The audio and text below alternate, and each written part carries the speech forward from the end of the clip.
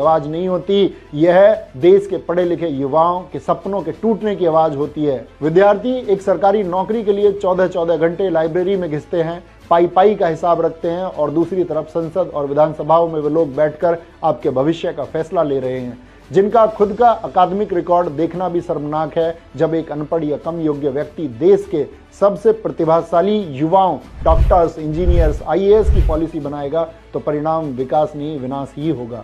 यह हमारे बौद्धिक मानवाधिकार, इंटेलेक्चुअल ह्यूमन राइट की हत्या है। और सिर्फ युवाओं की बात क्यों करें, बात उनकी भी होनी चाहिए जो इस देश की आधी आबादी है। ग्लोबल जेंडर गैप, वैश्विक लैंगिक अंतराल 2025 देखिए, हम 148 में 131वें पायदान पर हैं। एक तरफ हम नारी शक्ति के नारे लगाते हैं, दूसरी तरफ NCRB के आंकड़े बताते हैं कि हर घंटे महिलाओं के खिलाफ अपराध बढ़ रहे हैं। एक समाज तभी महान बनता है जब एक महिला रात को 12 बजे भी उतनी ही बेखौफ होकर सड़क पर चल सके जितना एक पुरुष। जब मैं क्लास में अपनी बहनों को पढ़ाता हूं तो उनकी आंखों में माँ बाप के लिए कुछ कर सकने का जज्बा, अपने पैरों पर खड़े होने का सपना देखता हूं, लेकिन जब वही बहन बेटी सड़क पर निकलती है तो उनके माता पिता को उनकी सफलता की चिंता नहीं होती, उनकी सुरक्षा की चिंता होती है। जिस देश में डर हवा में घुला हो, क्या उस देश में जीना मानवाधिकार है? नहीं, यह मानवाधिकार की अवहेलना है।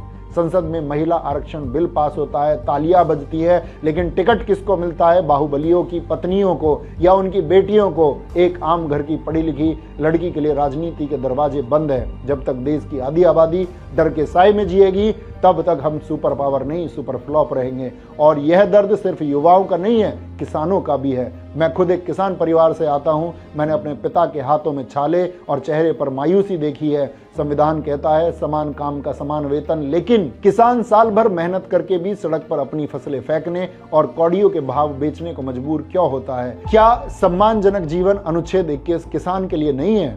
हमारे लोकतंत्र का चौथा स्तंभ मीडिया, प्रेस फ्रीडम इंडेक्स 2025 में 180 देशों में हम 151वें पर हैं। जब सवाल पूछने वालों की जुबान काट दी जाए या वो खुद अपनी जुबान बेच दें तो समझ लीजिए कि लोकतंत्र ICU में है। अमेरिका के पूर्व राष्ट्रपति थॉमस जेफरसन ने कहा था कि अगर मुझे सरकार और अखबार में से किसी एक को चुनना पड़े तो मैं अखबार को चुनूंगा, क्योंकि अगर सच बताने वाला जिंदा है तो सरकार को सुधारा जा सकता है। संविधान का अनुच्छेद 19 हमें बोलने की आजादी देता है। मीडिया जिसे वॉच डॉग होना चाहिए था, वो आज लैप डॉग बन चुका है। सत्ता की गोदी में बैठे मीडिया आपसे वो सवाल नहीं पूछता जो जरूरी है, जैसे कि नौकरी कहाँ है, महंगाई क्यों है, पेड़ पौधे क्यों काटे जा रहे हैं, हवा प्रदूषित क्यों है, गरीबी क्यों कम नहीं हो रही, अस्पताल में डॉक्टर क्यों नहीं है। मीडिया सिर्फ इतिहास और आंकड़ों को तोड़ मरोड़ कर झूठे दावे पे